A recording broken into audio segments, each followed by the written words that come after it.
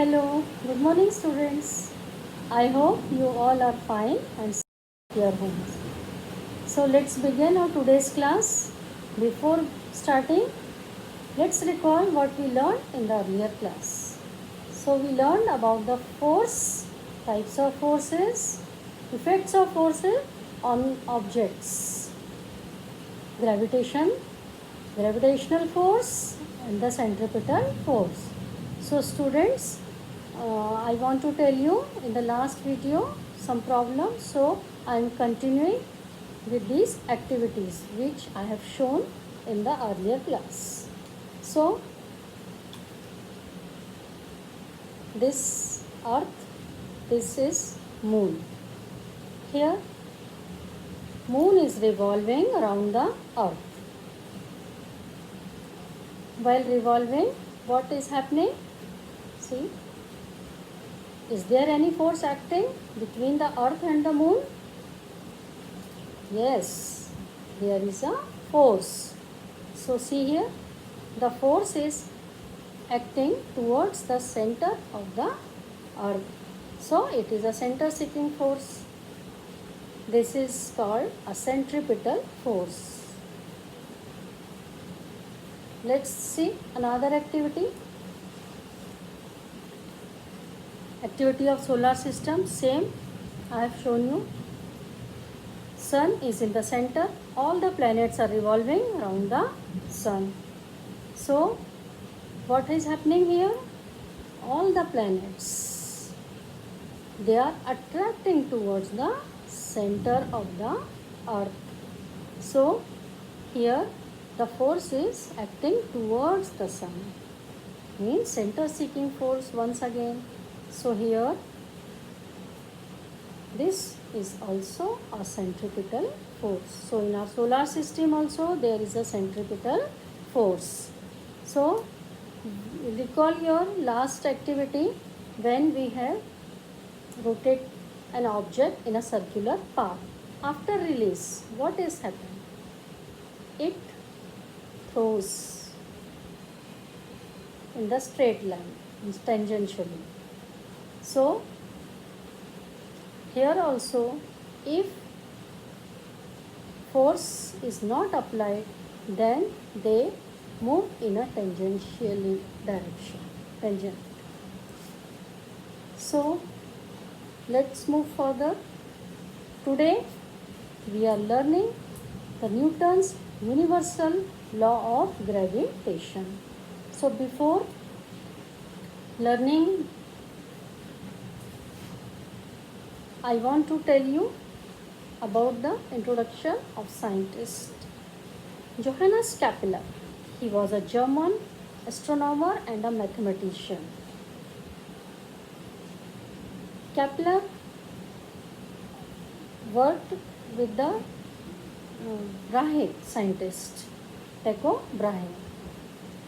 So after the sudden death of Tycho Brahe, all the observations which are made by Tycho Brahe on the planetary position, he used all these observations and discovered the laws of planetary motion. In the earlier class, we also seen the laws, Kepler's law of planetary motion. He wrote several books also.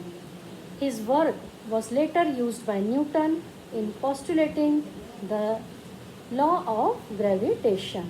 So today we start with the Newton's universal law of gravitation. So I am taking this ball. I am dropping the ball. What happened? It fall downwards due to gravitational force. So for the law of gravitation, what the law says, this force is directly proportional to the product of masses and inversely proportional to the square of the distance between them. Is that clear? So two requirements are there. object must have mass and they are kept at a distance. So see, these are the two objects of mass m1 and m2, and they are kept at a distance which is inversely proportional to the square of the distance. So once again I am repeating the law of gravitation. According to this theory, every object in the universe attracts the every object with a definite force, and this force is directly proportional to the product of masses between the two objects and is inversely proportional to the square of distance between them. So let's see another activity.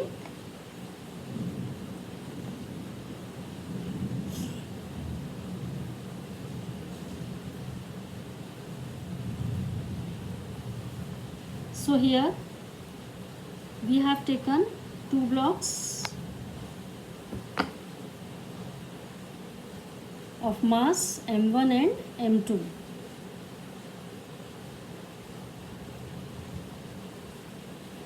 m1 and m2. So here let's see, F is directly proportional to m1 and m2. These are the masses of two objects. So here we have taken block m1 and block m2. So these two blocks are kept and the distance between them is suppose 1 Newton. So what will be the force? So here we have just said force is directly proportional to m1 and m2. So here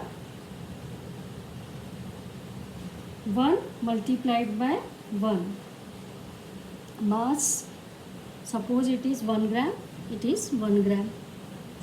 So 1 multiplied by 1 means 1 Newton. Now we are increasing the mass. So here 2 m2. Now in place of m1 we write 2 multiplied by 1. This is as it is. So here what is happening? 2 multiplied by 1 means the product is 2 Newton. Is that clear? The force acting between two is 2 Newton. Now in the third case, what is happening? We are increasing the mass. Let's say we are increasing the mass.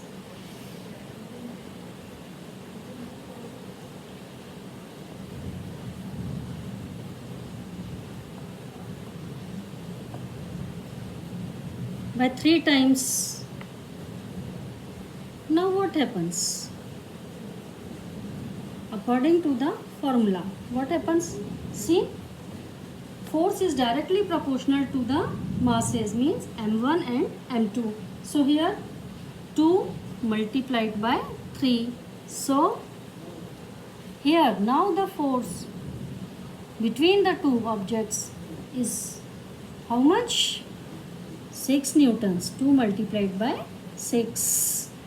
So here what I want to tell you, force is depend on the masses and it is directly proportional to the masses, but it is inversely proportional to the distance. But it is inversely proportional to the distance.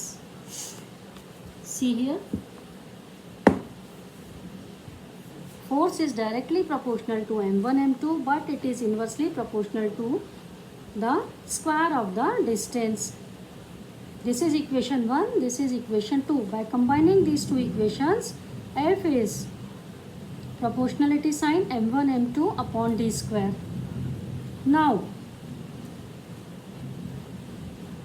we are replacing this proportionality sign with a constant value g, capital G. This is called universal gravitational constant. So the universal gravitational constant, the SI unit is Newton meter square kilogram square. So here see,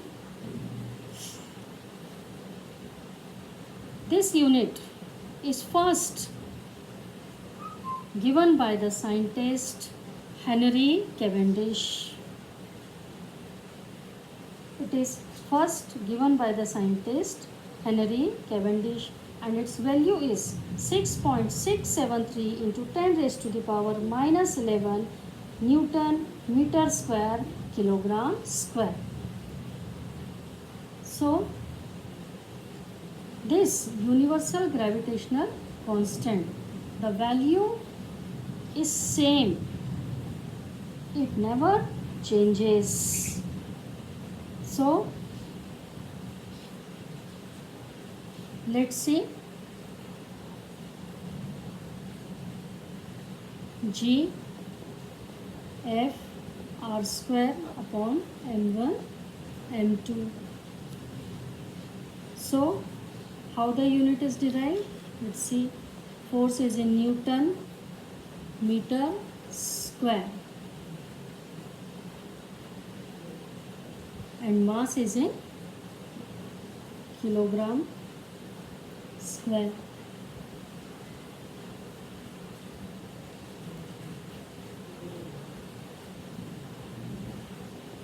Further, let's see. Square. So this is the unit of universal gravitational constant, 6.673 into 10 raised to the power minus 11 Newton meter kilogram minus 2. So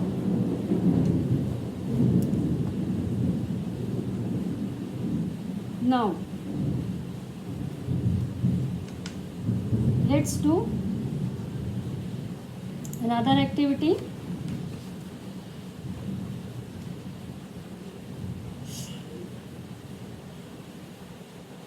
We are doubling the distance. The distance gets doubled.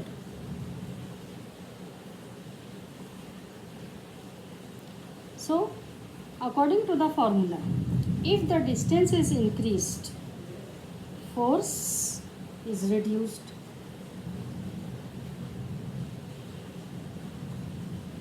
So here the distance is doubled. So force increases by a factor of 4. So let's see how.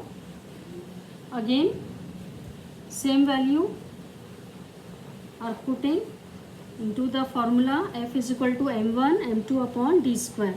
So 2 multiplied by 3 upon 2 whole square. So 6 upon 4 we have calculated here 1.5. So here now the force is 1.5. Here the force is 1.5 when the distance gets doubled. Now we are decreasing the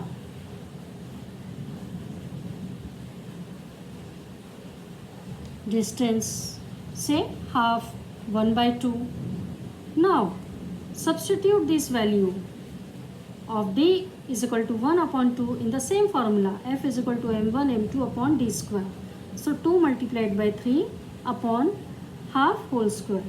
So 2 multiplied by 3 6, and this 4 it comes in the numerator side, to 6 4s are 24.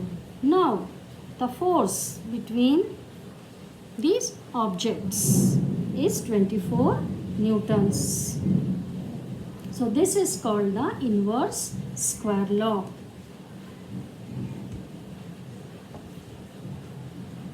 Now let's look to another activity.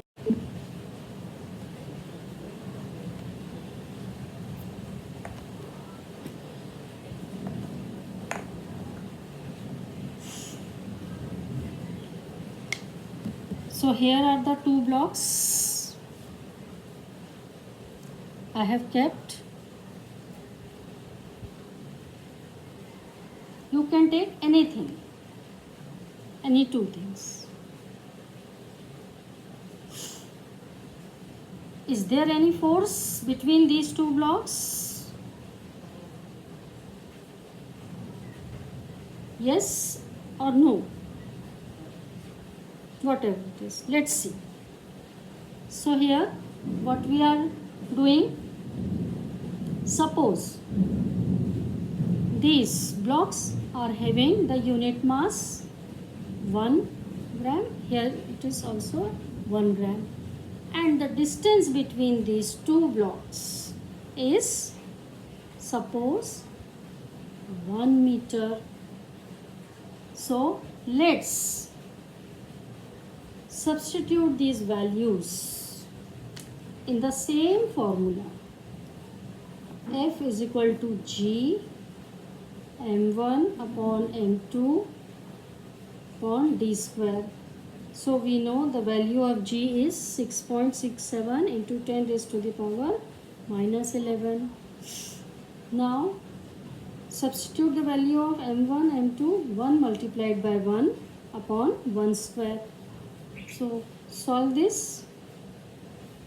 We get 6.67 into 10 raised to the power minus 11. While solving, here we get how many zeros? 10, 1, 2, 3, 4, 6, 7, 8, 9, 10 and 667 Newton. So what is the value of force F? 0.10 times 0, 667 newtons. So this force is very less in comparison. So here this very less amount of force is applied here. So the blocks, they are not moving by themselves. A very little amount of force is there. So we have seen about the force, how it changes. It is directly proportional to the masses of the objects and inversely proportional to the square of the distance between them. So let's recall and learn some of the characteristics what we have learned. The characteristics of gravitational force. Gravitational force always attractive. Force at a distance. Independent of the medium. Independent of the presence of other bodies also. There is no effect on the force. And as we know, it is a elliptical path. So it acts along the line joining the two centers. It is a long range force. It is a long range force. And this force is very weak in nature. But students, can you think? It is the weakest force. But in the universe, how this happens? Think over it. And tell me in your next class how it happens. Because we are saying gravitational force is the weakest force. Then how it happens? How the universe controls this? How it is possible? So I want from your side, because in your books also you have to apply Use your brain power. Use your brain power and think over it.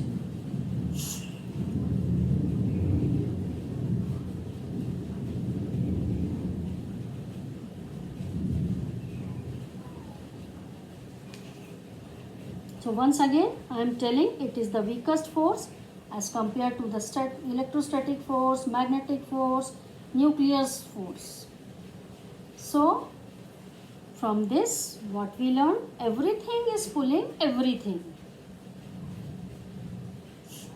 I hope you all understood the concept. If you have problem, you can message or call. Let's continue further. Uniform circular motion and magnitude of centripetal force. So, as we know, all the objects which are moving in a circular path, the formula is F is equal to V square upon R. So what is V?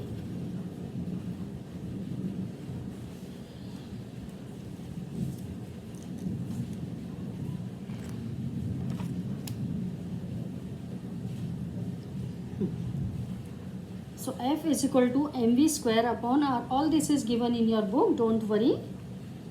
So V is the distance travelled. V is the distance travelled by the object upon time taken. What is the distance in a circular path? 2 pi R upon T. T is the time period.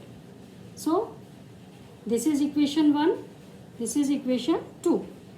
Substitute the value of equation 2 in equation 1. So F is equal to mv square upon R. So when we substitute this value of V, 2 pi R upon T, so we get 4m pi square R upon T square. Now multiplying and dividing by R2, we get the value 4m pi square upon R square multiplied by R cube upon T square. According to the Kepler's law, we have learned T square upon R cube. It is a constant value. It is a constant value. So, we get 4m pi square R square upon K.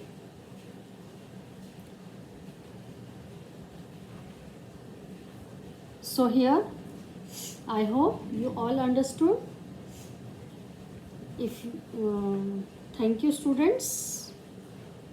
Meet we in the next class.